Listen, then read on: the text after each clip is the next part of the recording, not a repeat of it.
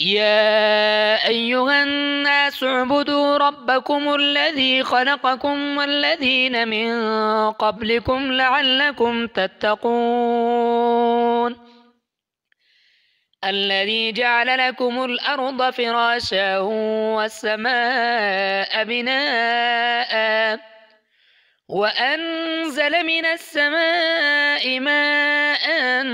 فأخرج به من الثمرات رزقا لكم فلا تجعلوا لله أندادا وأنتم تعلمون وإن كنتم في ريب مما نزلنا على عبدنا فأتوا بسورة من مثله وادعوا شهداءكم من دون الله إن كنتم صادقين فإن لم تفعلوا ولن تفعلوا فاتقوا النار التي وقودها الناس والحجارة أعدت للكافرين وبشر الذين آمنوا وعملوا الصالحات أن لهم جنات تجري من تحتها الأنهار كلما رزقوا منها من ثمرة رزقا قالوا هذا الذي رزقنا من قبل وأتوا به متشابها ولهم فيها أزواج مطهرة وهم فيها خالدون إن الله لا يستحيي أن يضرب مثلا ما بعوضة فما فوقها فأما الذين آمنوا فيعلمون أنه الحق من ربهم وأما الذين كفروا فيقولون ماذا أراد الله بهذا مثلا يضل به كثيرا ويهدي به كثيرا وما يضل به إلا الفاسقين الذين ينقضون عهد الله من بعد ميثاقه ويقطعون ما أمر الله به أن يوصل ويفسدون في الأرض أولئك هم الخاسرون كيف تكفرون بالله وكنتم أمواتا فأحياكم ثم يميتكم ثم يحييكم ثم إليه ترجعون هو الذي خلق لكم ما في الأرض جميعا ثم استوى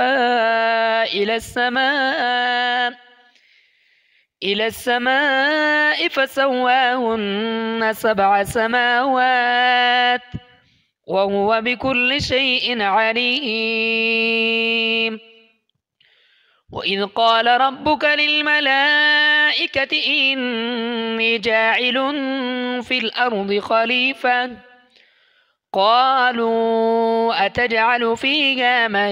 يفسد فيها ويسفك الدماء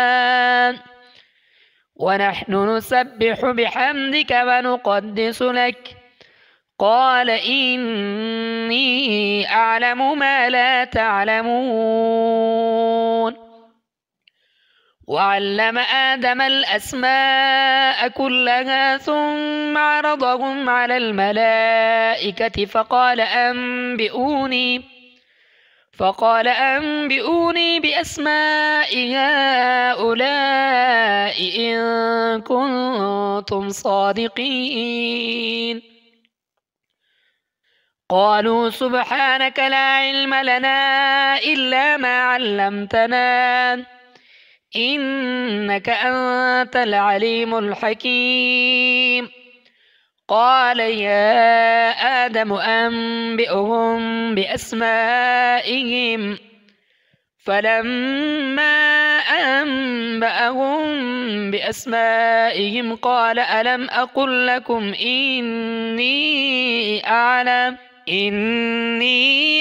غيب السماوات والأرض وأعلم ما تبدون وما كنتم تكتمون وإذ قلنا للملائكة اسجدوا لآدم فسجدوا إلا إبليس أبى واستكبر وكان من الكافرين وقلنا يا آدم اسكن أنت وزوجك الجنة وكلا منها رغدا حيث شئتما ولا تقربا هذه الشجرة فتكونا من الظالمين فأزلهما الشيطان عنها فأخرجهما مما كانا فيه وقلنا اهبطوا بعضكم لبعض عدو ولكم في الأرض مستقر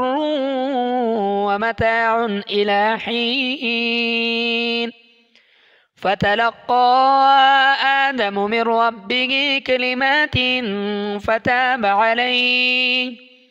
إنه هو التواب الرحيم قلنا اهبطوا منها جميعا فإما يأتينكم مني هدى فمن تبع هداي فلا خوف عليهم ولا هم يحزنون